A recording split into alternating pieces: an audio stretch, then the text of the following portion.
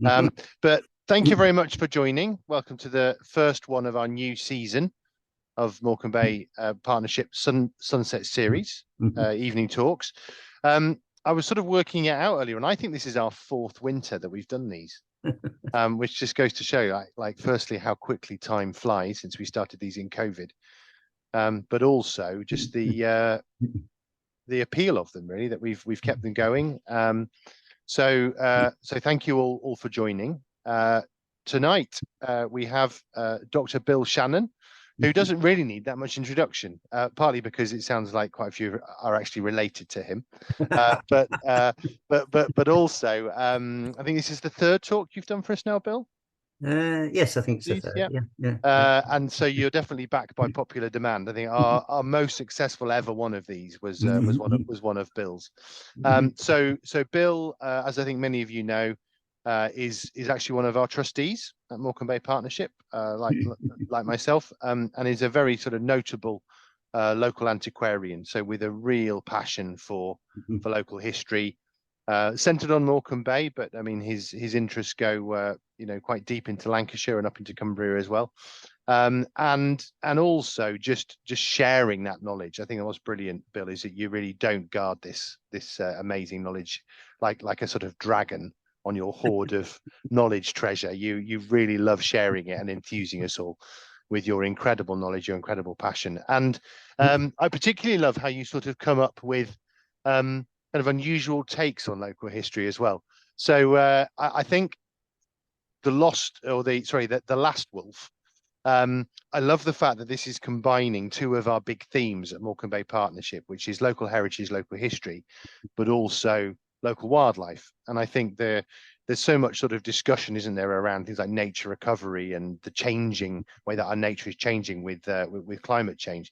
But to sort of anchor the way that we feel about the modern world in stories of the past, whether true or whether romanticized or whether apocryphal or somewhere between, I just find really quite beautiful and endlessly fascinating. So I think we're all really looking forward to finding out a little bit more about the truth and also the storytelling associated with this fantastic story that the last wolf in England was at Humphrey Head, so very much at the centre of Morecambe Bay. I'll say a little bit more about forthcoming talks that we have at the end, because we're going now with the last Tuesday of the month, and I'll say a little bit more and trail the next couple. But Bill, everyone's coming here to listen to you rather than me, so I'll hand over to you. Thank you very much. Thank you, Tom. I'm not promising you the truth here, but we'll see how we get on. So I have to, I think, share my screen. And can we see this?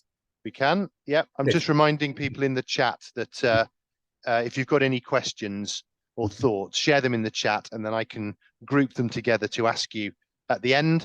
But obviously, if you want to wait until you've heard everything, then you can ask the questions at the end again in the chat, and I'll do my normal bit of comparing them together and collating them and putting them to you, Bill. So thank you very much. If you give me a shout in 40 minutes in case I'm going over, but I'll do my best not to. So it's this drawing you might be able to read round by the wolf's back legs. It says hic abundant lupi.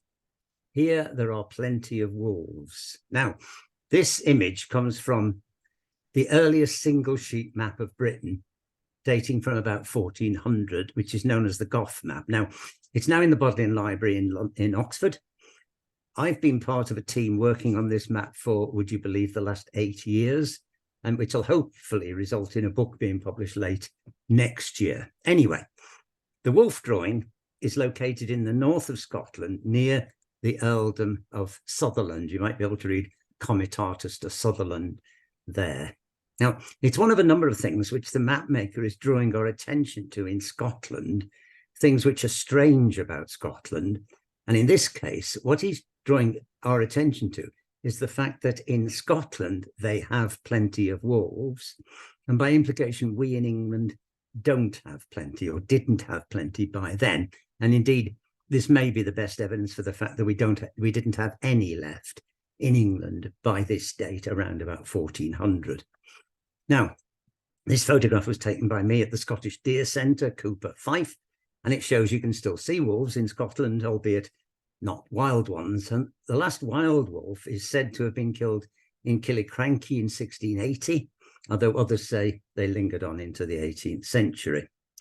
The last wolf in Ireland is said to have been killed in 1786. But what about the last English wolf? Well, I think we can be pretty certain that by the time our modern place names were being coined, say in the early medieval period, going into the high medieval period, Cumbria still had its fair share of wolves, perhaps more so than in most parts of England. Now, I just had a look in the place names of volumes for Cumberland and Westmoreland, and fairly rapidly came up with these 10 places associated with wolves. And in fact, there are quite a few more. On this slide, I've indicated these 10 and what the names are thought to mean. Now, of course, it's not possible to give you an exact translation. Does, for example, Aldale mean the Valley of the Wolf singular, or the Valley of the Wolves plural? Or maybe it's always possible the valley was named after a man called Ulf or Wolf rather than the animal.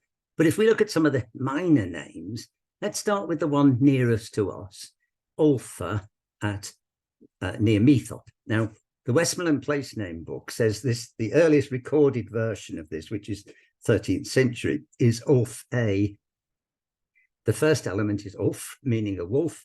The second element seems to be the Old English Hager, hay, meaning an enclosure. So the great place name scholar Eilert Eckvall thought the name meant a place for trapping wolves.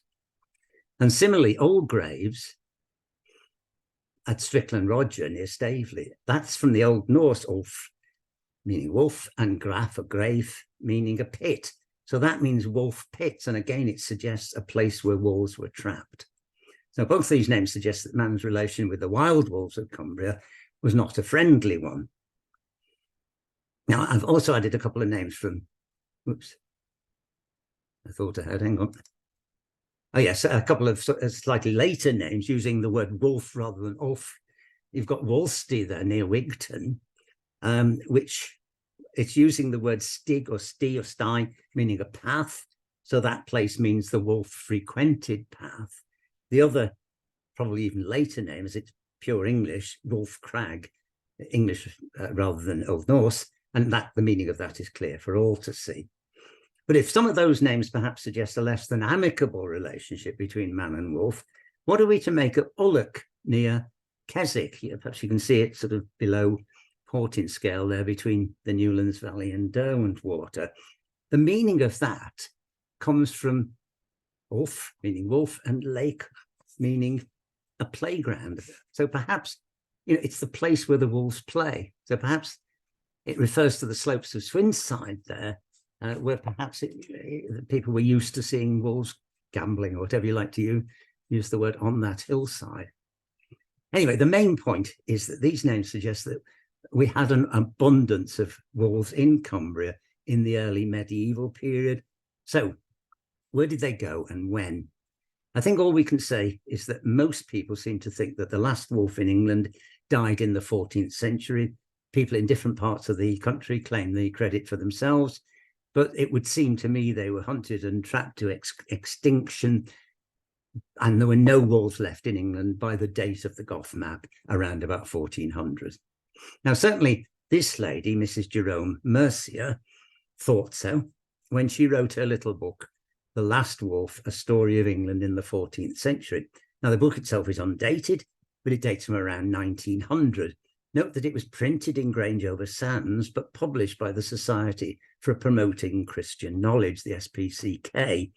So why publish it here rather than in the headquarters of the SPCK in London?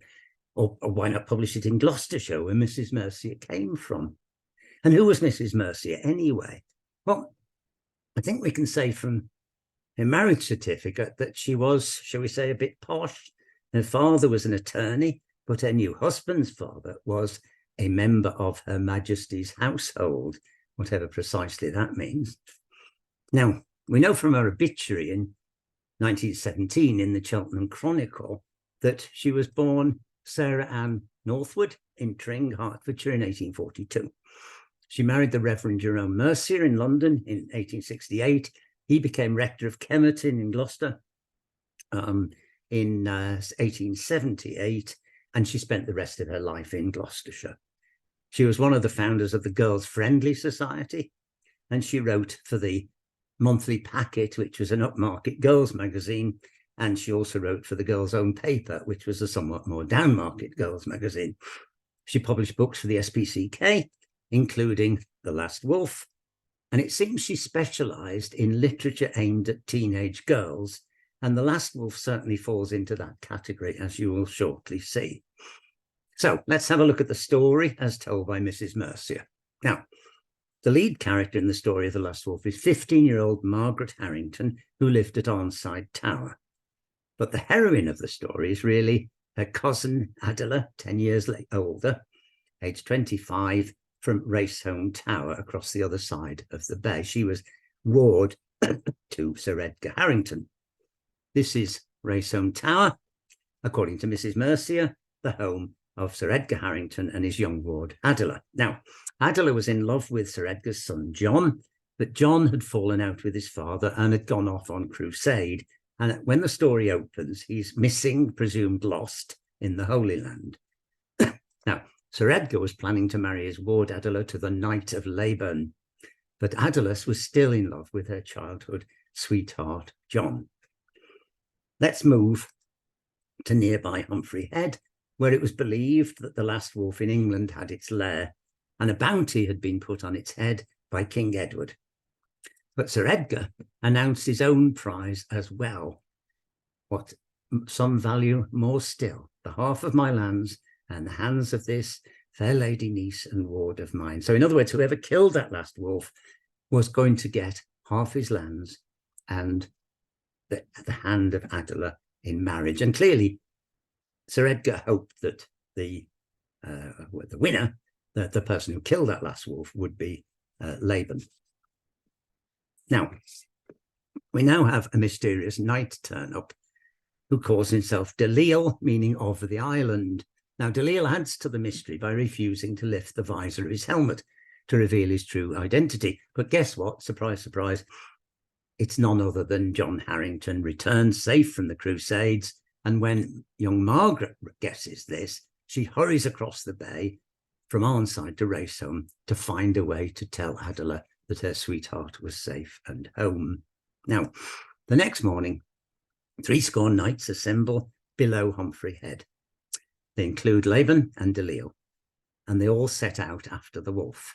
Now, here's a view from the top of Humphrey Head, taken in the days when I could still climb to the top of Humphrey Head a few years back, but never mind. You can see across the bay towards Heysham Power Station, which of course wasn't there in the 14th century.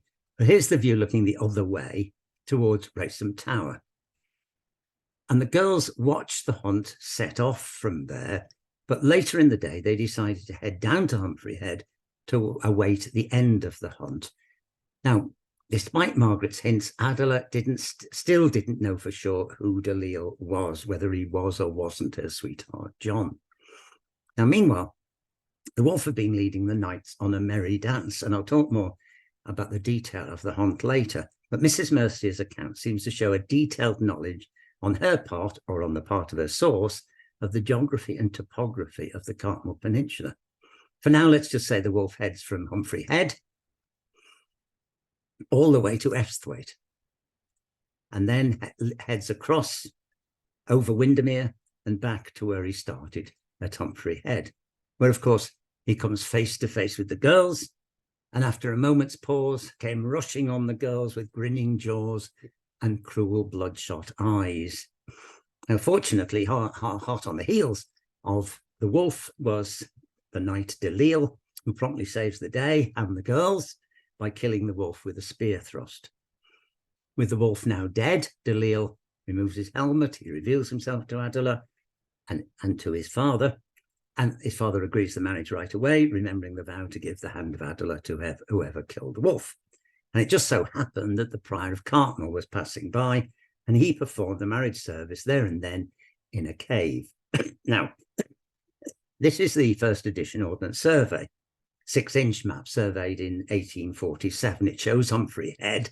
And I'm just going to zoom in on this bit where we see the Holy Well Spa. We see the Fairy Chapel, and a little bit to the south, a Fairy Church. Now, this, of course, long precedes Mrs. Mercier's book.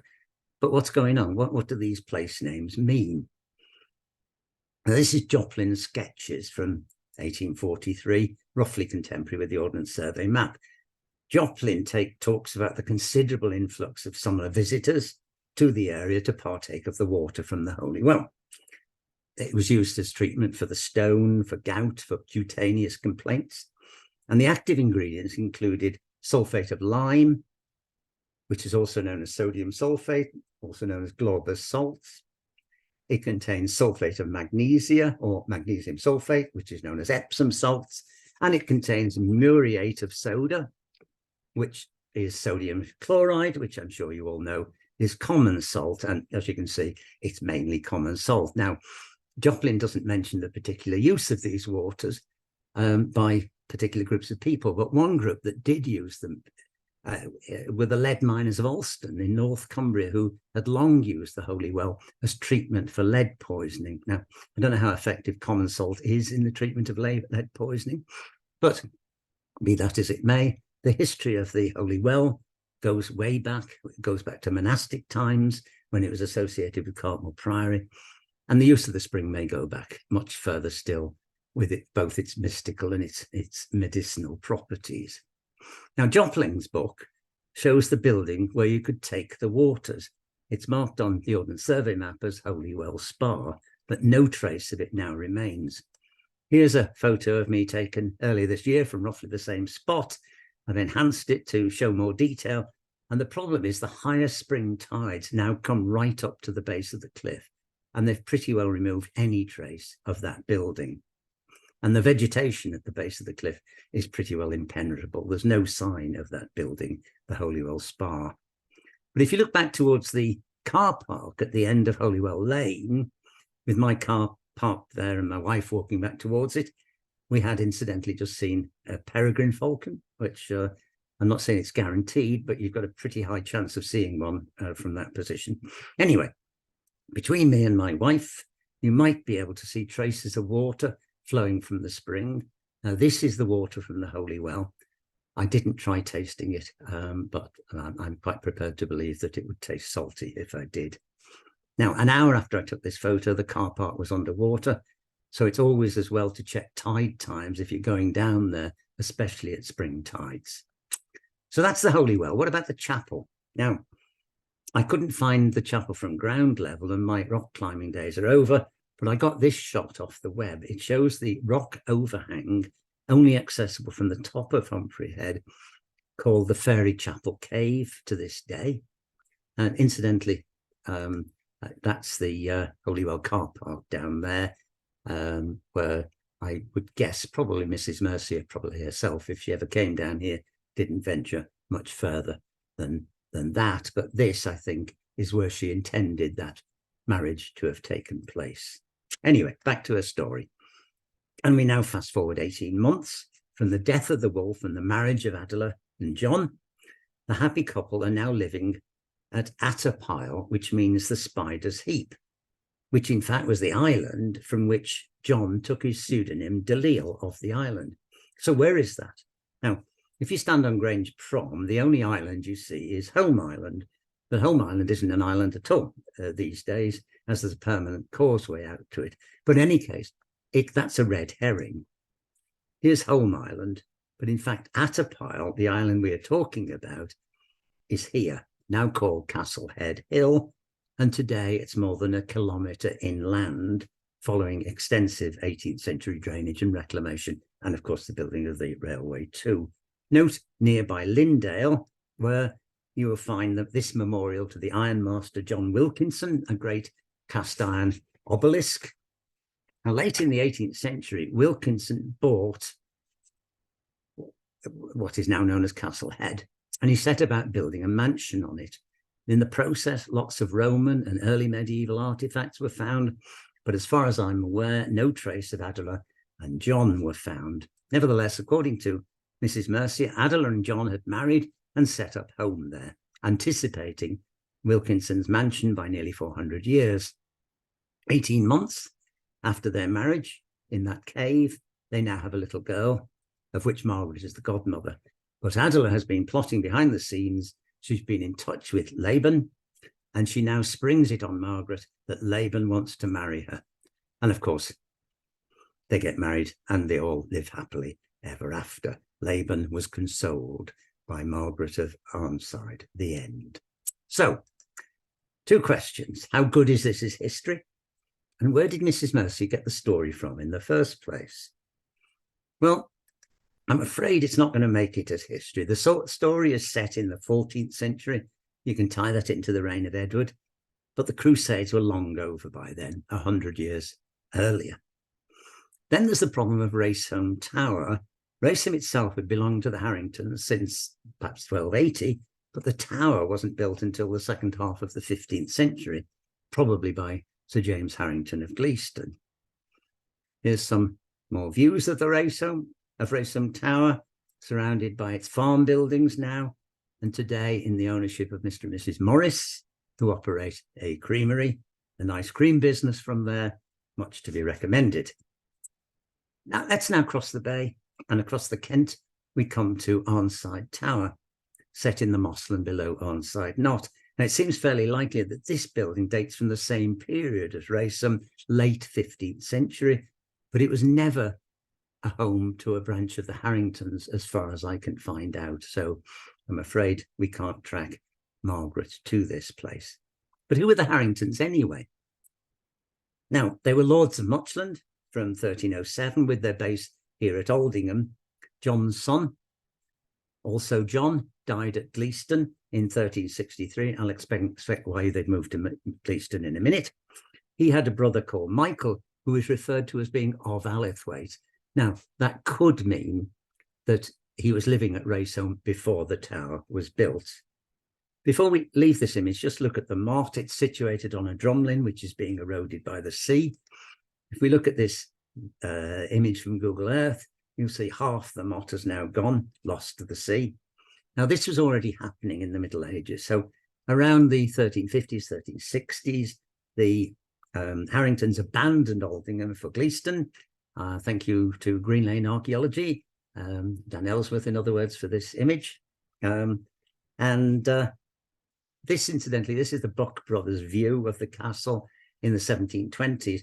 The castle was only occupied for about 100 years before being abandoned in 1458. But the senior branch of the Harringtons were definitely living there at the time of our story. Now, some of you will be aware, a few years ago, the Morecambe Bay Partnership commissioned a survey of the castle, which is no longer open to the public because it's too dangerous, but you can do the next best thing with a virtual fly-through via the Recording Morecambe Bay website, and I'm sure one of the team will post a link.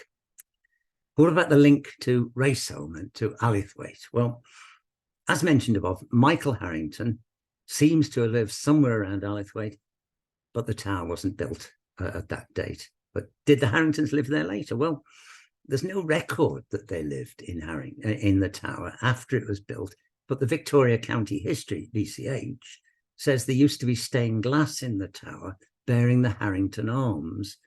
So let's say there seems to be a good chance that some Harringtons did indeed live there, unlike across the other side of the bay where there weren't any Harringtons. So we can place the Harringtons at Raceham. We can't place them at Arnside Tower. All we can say is the tower seems to date from the late 14th, early 15th. It was at that time in the possession of the de Broughton family. It subsequently passed to the Stanleys, but no known connection with the Harringtons or with Margaret. So what about the Knight of Laban, who was promised to Adela and who later married Margaret? Well, the only place called Laban I can find is in Wensleydale, but there was a Roger of Laban who was made Keeper of Westmoreland, given custody of Carlisle Castle, and made High Sheriff of Cumberland. So I suppose he's a possibility. There were other de Labans in and around the Dalton in Furness area, and there were Labans who are landholders in Longsleddle in the 13th century, which I suppose is about the nearest place to us. But I think in terms of a specific knight of Laban in the 14th century, I think we've got to conclude that he is fiction. So what about the story, the source of the story of the last wolf? Whoops.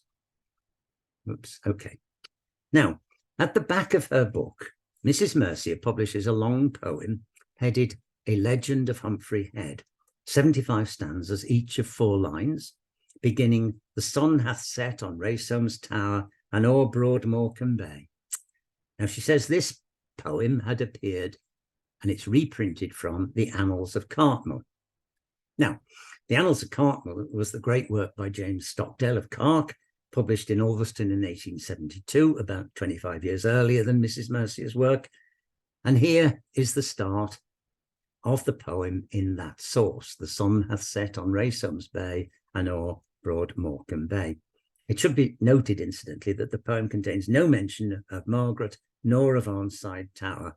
The source for those bits of the story is Mrs. Mercier's fertile imagination, I'm afraid. However, the poem culminates similarly in the rescue of Adela by Delisle from the jaws of the wolf, followed by Delisle revealing his true identity as John Harrington. For promptly from the slaughtered prey, he plucks his reeking spear and cries, "O beauteous Adela, behold thy true love here. Rememberest thou thy early vow, that ne'er wouldst wed but one? He comes, I trow, to claim it now, thine own John Harrington. Though many a day have passed away since those bright times we knew, this heart, though not so light and gay, is still as warm and true. O lovely star of old lang syne, that long hast ruled its core, this day at last has made thee mine, to part I ween no more."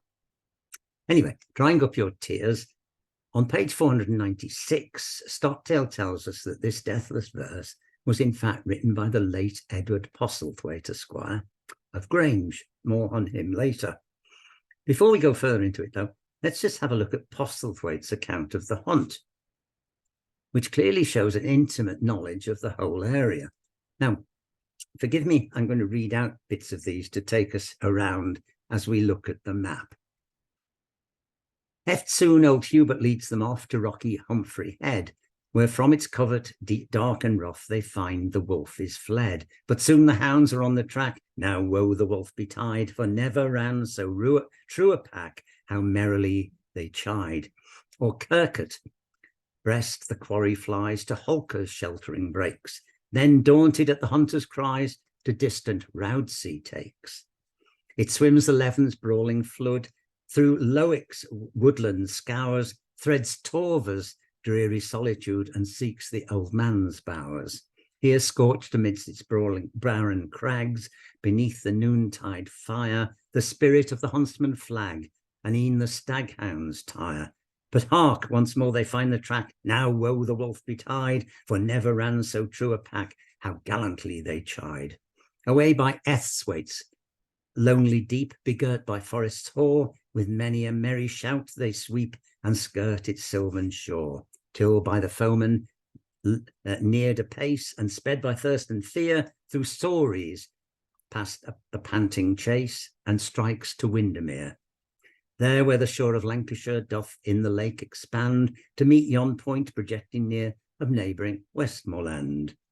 With one bold plunge the mere he takes, and favoured by the wind, the flabbing scent abruptly bakes, and leaves his foes behind. And soon the flying game they view, and in a moment more they follow with a loud halloo that makes the welkin roar.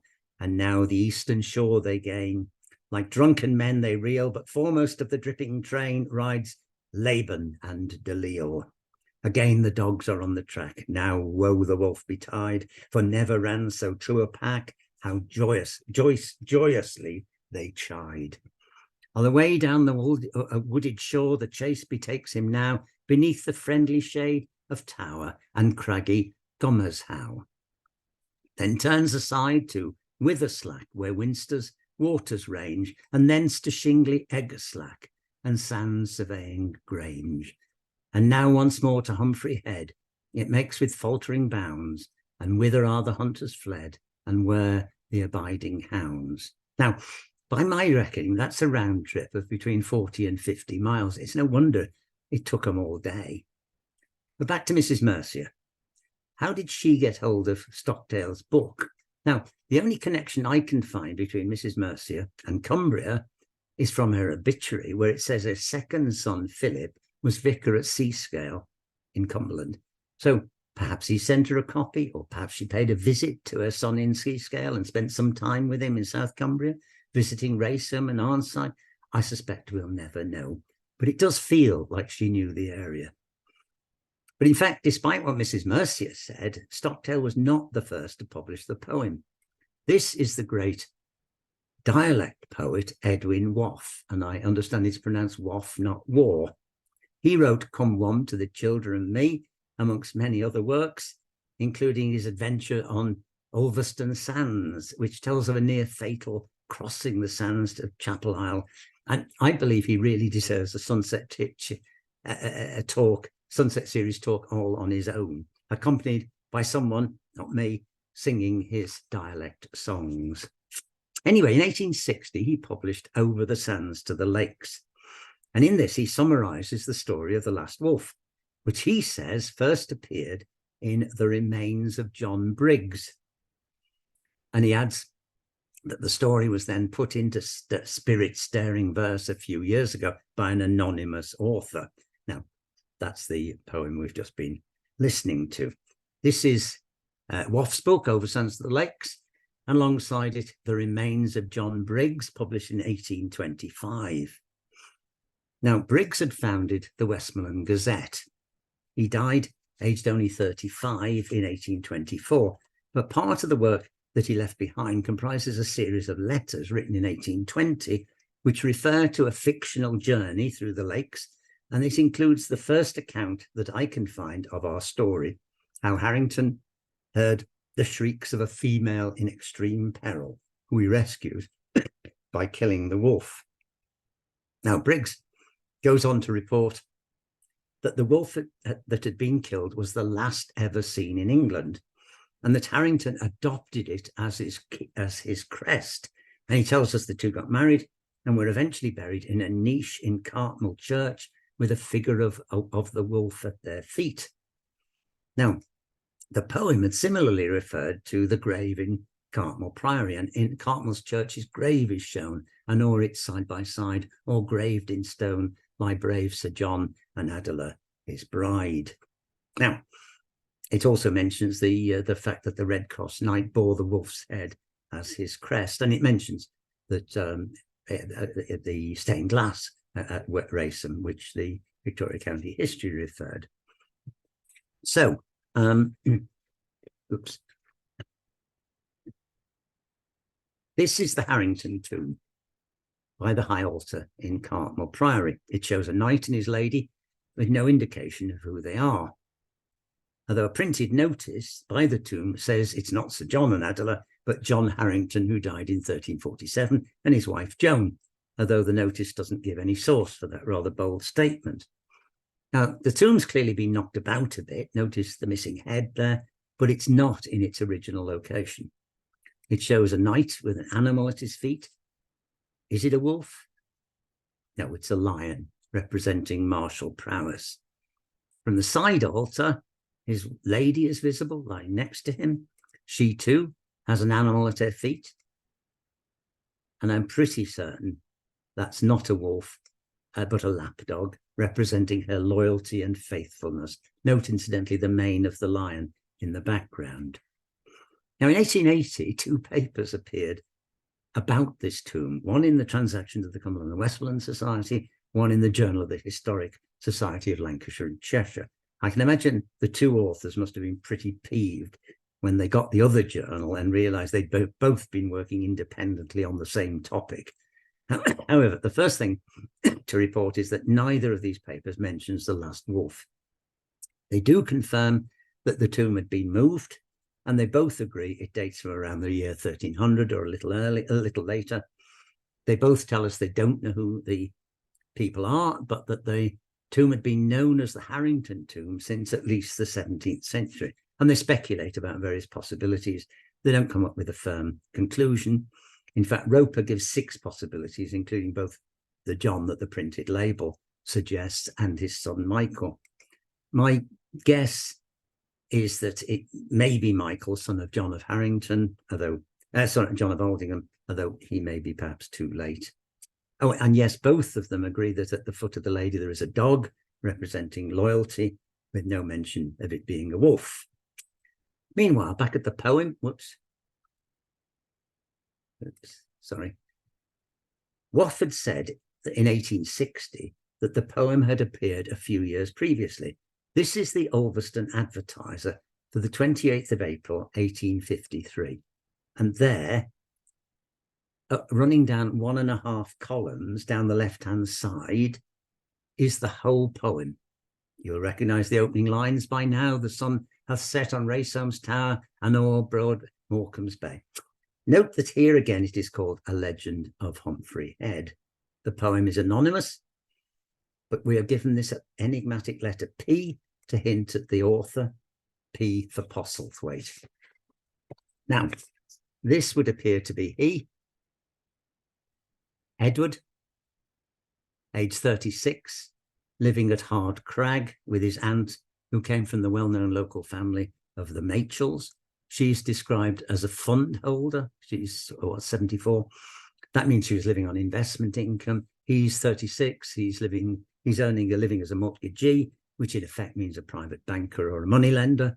So clearly he wasn't short of a bob or two. The other 2 people living in the house are a cook and a housemaid, so he's obviously unmarried. Now, I can't find him in a later census. Stockdale says he was dead by 1872, so I'm afraid the trail of the last wolf ends here. This is Hard Crag, about half a mile from the Priory. Now, presumably Edward would have known the Harrington Tomb. He would have known the stories of how the knight had rescued the damsel from the jaws of the wolf. He would have known Humphrey Head and all the local landmarks. But why he wrote the story up as a poem, why he published it anonymously in the local paper, well, we can only guess at his motives. I'm not aware of anything else he wrote, nor indeed anything else about his life. All we can say is the name Postlethwaite continues to have some resonance in and around Grange-over-Sands as the leading funeral director in town. Now, if today you go into Unsworth's Yard, across the road from Cartmel Priory, you can buy Last Wolf beer there. And note that this page refers you on to a Last Wolf website. Strangely enough, the website gives the date of 1496 for Edward Postlethwaite. And I'm afraid I think somebody's misread their own handwriting, and that should have read page 496. Now, the author of the website here also gives the date of 1906 for Mrs. Mercier's book. I don't know the source for that, but it seems reasonable. I've just said around 1900.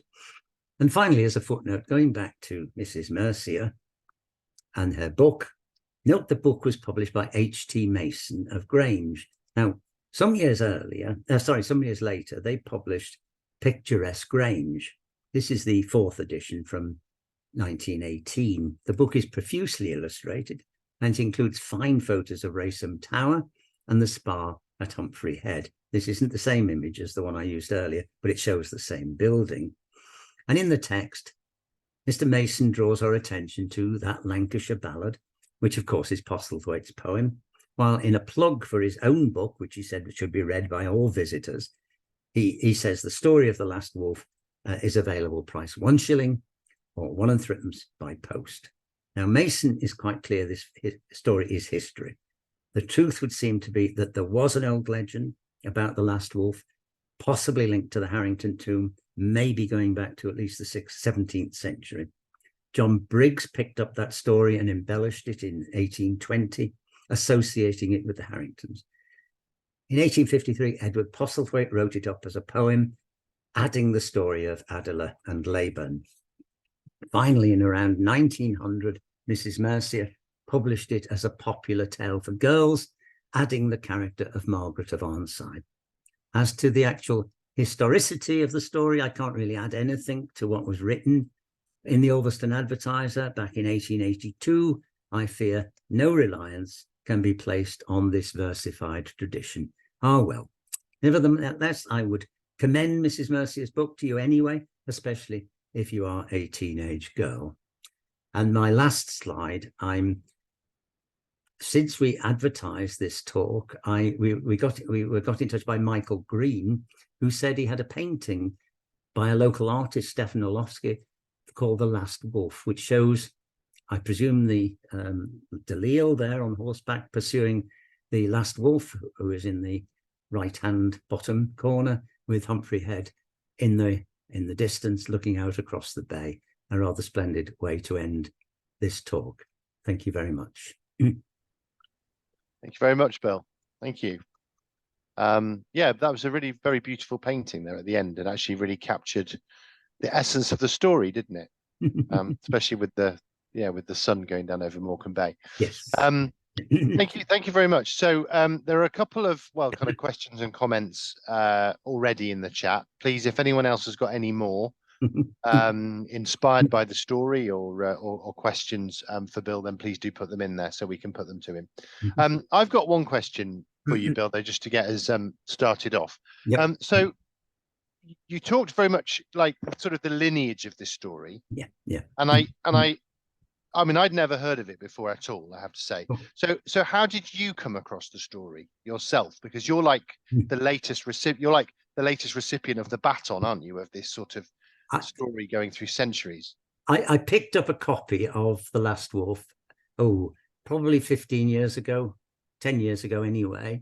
It's a bit, dog-eared, etc. But it fascinated me from the day I got it. It's very well illustrated. It's got it tells the story and then it retells it as the poem.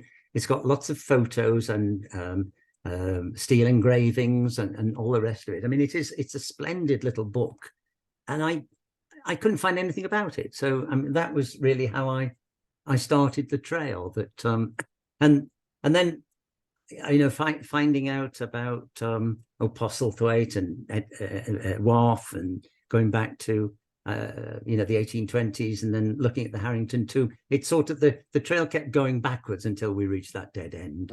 But it started from me picking that up in a secondhand bookshop. Yeah, and do you think that is the end of the trail, or do you actually think that it's possible that at some point you might find another lead, or there might be a cross reference? I'd like to know about this stained glass that the Victoria County History said was to be found at Raceham Tower, but they talk of it as if it was in the past. That's referred to as well by, I'm sorry, I've forgotten, I think it's Stockdale, again, referring to the fact that there was stained glass showing a Harrington coat of arms incorporating a wolf as a crest. Now, I would dearly like to find that. So if... I suspect it, for all I know, it may still be in a window in Raceham Tower.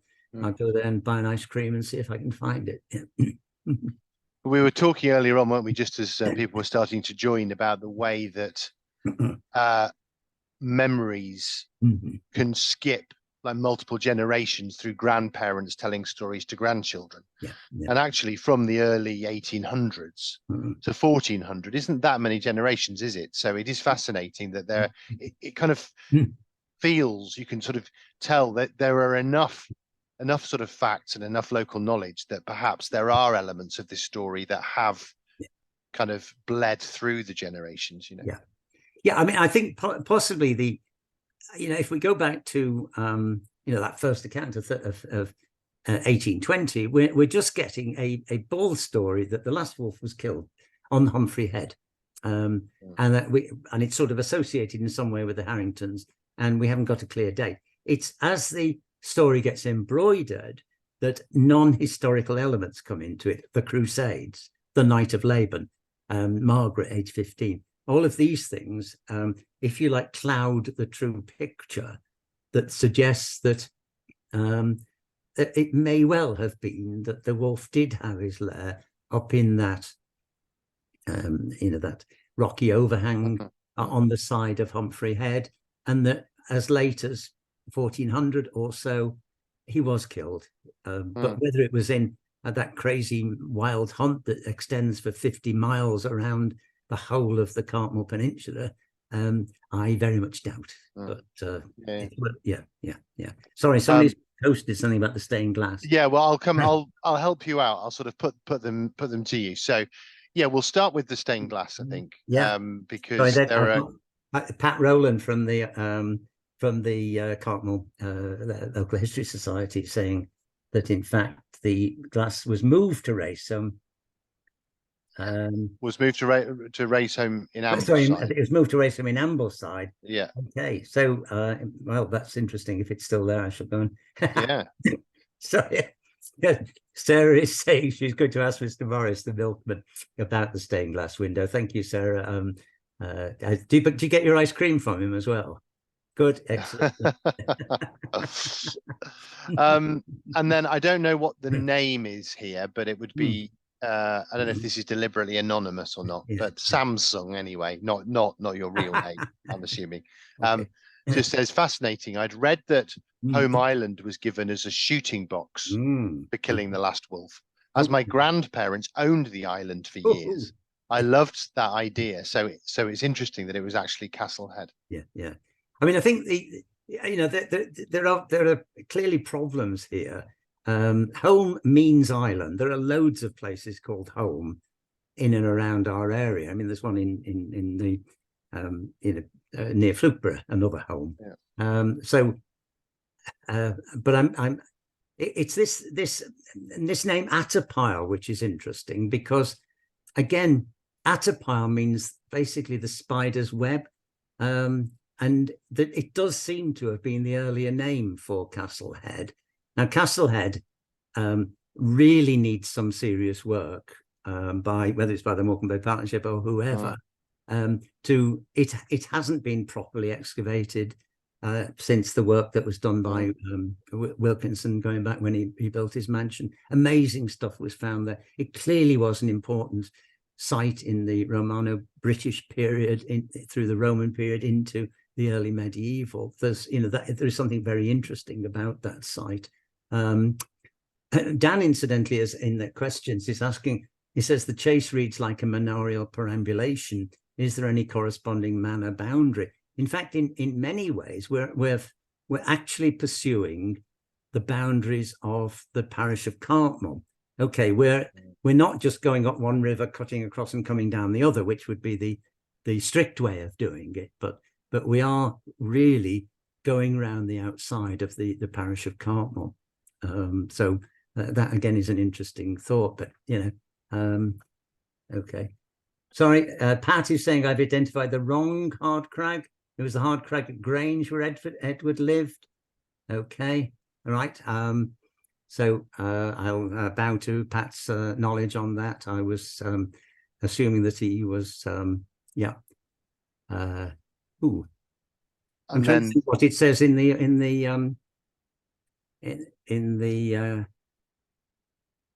the census. It probably just says hard crag. Yeah. Anyway, excellent. Yes. Okay. Good. No, it's brilliant that people are sort of giving you absolutely some more leads and pointers for a bit of research that's going to carry on. And then it's it's Claire whose family were on who owned Home Island at one point. So the other one here was so Claire says I have some recent finds from Castle Head. Yeah, and we'll be doing some further work there. Yes, indeed. And I think, in fact, I think going back to when Louise was with us, she was initially looking at some of the recent finds there and the possibility of us doing the work. Dan has just added that he thinks Atterpile may be a misunderstanding and wonders whether Atter is actually a corruption of Arthur or some other early medieval name, perhaps the Peel element might be Peel as in tower. Arthur's Tower. Arthur's Tower, something like that. So again, I think the worst thing you can ever do is guess at the meaning of place names. So I'm not going to go any further on that, but that is a really interesting thought. Yeah. I first came across Attercop from The Hobbit. Oh, really? Used in that. They get Attercop. Yeah. So when did I know there are lots of these old words for nature. When did Atter or Attercop stop being used as a name for spider? I have no idea. I don't. I have no idea what the language that's both Atter sounds like that was the Old English, the Anglo-Saxon word for spider. Spider itself sounds vaguely like it may have come in from French or something like that to us. I don't know. I shall ask a linguist. It's German, isn't it? I think. Like I know that isn't the German word for spider something like Spieder. I have to say I've never actually needed the German word for spider. No. Yeah. Yeah, it's lovely. I love the stuff around the names for the wolf as well. Yes. The local places. Yeah. It's really, really lovely. Yeah. No, I think those. I mean, what was interesting to me is how, I mean, literally sort of 10 minutes work through the place name books came up with a dozen not significant places, but names that had made it through onto the Ordnance Survey map. There are more in terms of field names and that sort of thing. But, it did look to me as if without much effort, we could find a dozen places associated with wolves in Cumbria. Those names would have been formed no later than, and I'm guessing here, but let's say no later than the 12th century. Yeah. So, and going back perhaps, 8th, 9th, 10th, at that time, it would seem to me that wolves were part of nature. People, it was something that we were familiar with. The wolf's crag here, the wolf's this here, the wolf's that there. But also some of them, those two places, which seem to mean places where wolves were trapped, which I think again is an interesting element. So I never drive past Meathop and Ulfa without thinking that that's what it may be, that the last wolf actually died at Ulfa rather than at Humphrey Head. Yeah. And I mean, obviously, wolves will have an absolutely enormous range. Yes, a wolf pack. So it's not impossible that in the whole of Cumbria, there would only actually have been, one or two wolf packs. I don't know enough about it, but I know that a few years ago, a place I was working with, some of you will know, in Cumbria, I won't name it, but was associated with lynx reintroductions, which was a fallacy because there hadn't been any communication at all. But the Lynx UK Trust was sort of putting out suggested locations, and the particular valley in the Western Lake District, which was connected with lynx, would support half a lynx. And so when you're starting to think about, and of course a lynx is much smaller than a wolf, it just gives you an indication of how big, the scale of the Lake District as a whole would probably only be a one or two families. I think there is I mean, obviously predators depend on their prey.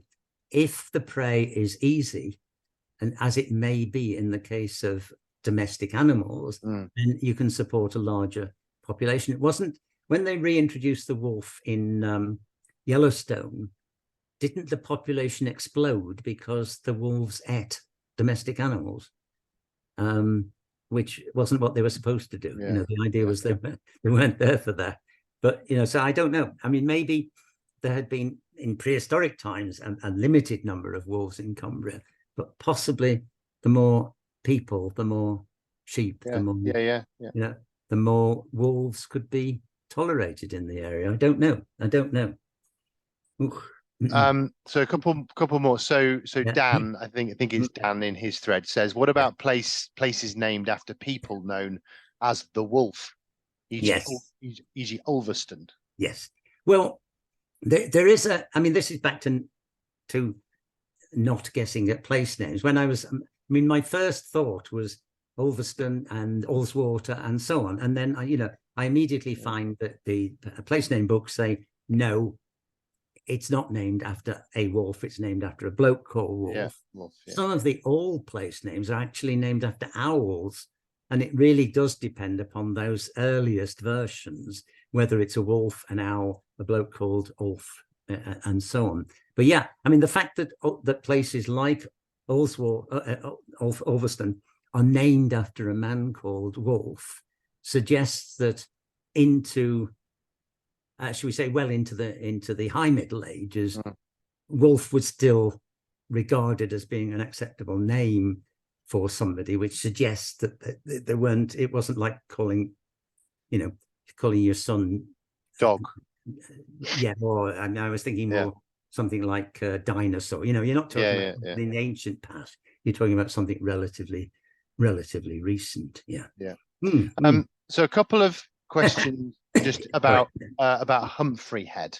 Yes. So Jenny says the land immediately to the west of Humphrey Head is called Roughholme. Yeah. And asks if that would have any a connection. Well, again, the home place place name Element means island. So again, you're talking there of a place that would be certainly at high tide, surrounded by the sea, in immediate association with Humphrey Head. I don't know who of whom Humphrey Head is named.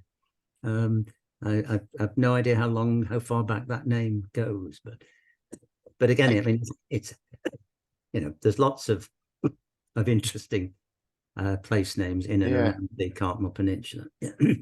So again, it sounds like with this audience, people might know about who or what Humphrey was. So please put that in the chat. So Lynn. Sorry. No, you go. Yes, Lynn is saying that there are reference copies of The Last Wolf in Grange and Ulverston libraries and in the local section of the libraries. And as you've seen, I've got a copy. If you really can't find it, I'll photograph the appropriate pages.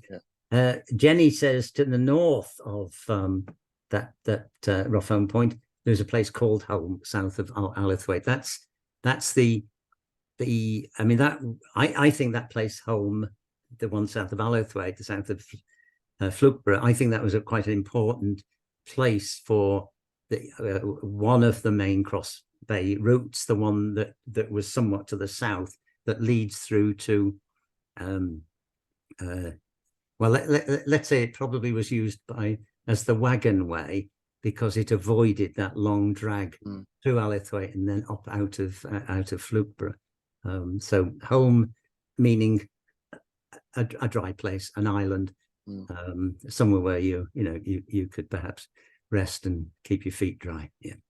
The little insights from your history of the way that the sea levels changed as well is really fascinating. So places that used to be dry now, kind of at the mercy of rising sea levels, but then elsewhere, drainage, making places that were islands once landlocked. I think that's one of these fine days we're going to have to do a sunset series about the changing coastline of the bay, because most of the changes the coastline of the bay have arisen as a result of man's activities, not changing sea levels. So if you look at the reason why Castle Head is no longer an island is to do with the reclamation work carried out by Wilkinson and others, the enclosure work. If you look at down the south end of the Cartmel Peninsula, the attempts to reclaim, one of them successful, one of them failed, come around, further around the other side, out towards Holker and so on,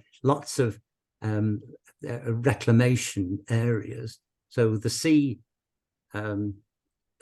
level has not, I don't believe the sea level has changed significantly in the last 2,000 years. It has, it depends how far back you go. You've had lower and higher sea levels in the immediate post-glacial period, but in the last 2,000 years, it hasn't changed significantly. Man's activities have changed dramatically. And the vegetation as well might have changed, and we obviously know about the salt marshes, coming and going as well, with the cycles. Claire Asplin is saying there's a more recent book written by a lady called Rowling, not J.K., about the Last Wolf and the Crusades. She knew my grandmother, so it was written in the 1960s. So that's great. The story is carrying on. That's wonderful news. I must look out for that. Yeah. Of course, I think with a modern eye, or at least a 21st century eye, I think it's fascinating, isn't it, that the last wolf the killing of the last wolf was sort of glorified and seen as a very good thing, because I think a very modern telling, I imagine, would probably have a little bit more sympathy for the wolf. Yeah. I mean, I have to say, sorry, I'm just reading that. I have to say that I feel the same. It's not. It's definitely not taken from the wolf's perspective. The wolf is inherently evil and deserves killing, basically. There's absolutely no feeling that the wolf is anything other than prey. Yeah. And that sort of fiendish, the slavering jaws, the fact that it's when it turns up, comes around the corner and sees the girls, or they are in deadly peril. That's the sort of way that people are looking at this wolf. Yeah. And it's just that, because if you think obviously back to certainly the beginning of the 20th century, yes, there was quite a strong environmental ethic coming through, because you had the foundation of the the National Trust, including origins in Cumbria, the RSPB, the founding of the Wildlife Trust, were all around that time. So it's sort of fascinating it sort of almost gives us an insight maybe into one of the last generations that would maybe have looked at the species in quite that way. Steph is just asking about other last wolves in England. I think as I mentioned about the last wolf killed in Killiecrankie, or I'm sorry, I'm talking Britain now rather than England, but there are different stories in both Ireland and Scotland as to when the last wolf died. As far as I know, I don't know of anybody claiming a later last wolf than our last wolf, but I remain to be corrected on that. I think the interesting thing, obviously, is the nearer you come to the present day, the more likely you are, shall we say, to be right. But think, when was the last eagle seen in Cumbria, and that sort of thing? That God, I've forgotten his name. A cartographer from Wigton. He mentions places in the 1760s where eagles are nesting, but it's clearly something that he's seeing as exceptional by that date. Now, probably by 1800, there were no eagles left. I don't know, and I'm talking golden eagles. I'm not talking about eagles or whatever. And I think you'll find often things go out with a bang rather than a whimper, don't they? That the last wolf may quietly have died in its lair, being hunted by a fantastic wild hunt like this. And actually, we'll finish in just a second. I think Dan, going back to Dan, I think this is a really fascinating story, that possibly, or a theory, that the last wolf wasn't actually a wolf at all. We're taking it too literally.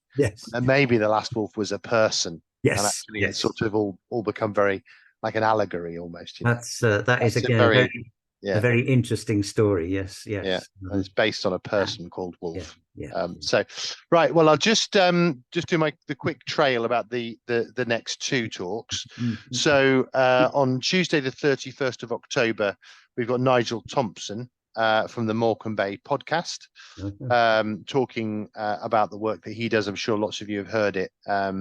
He's been a friend of Morecambe Bay Partnership.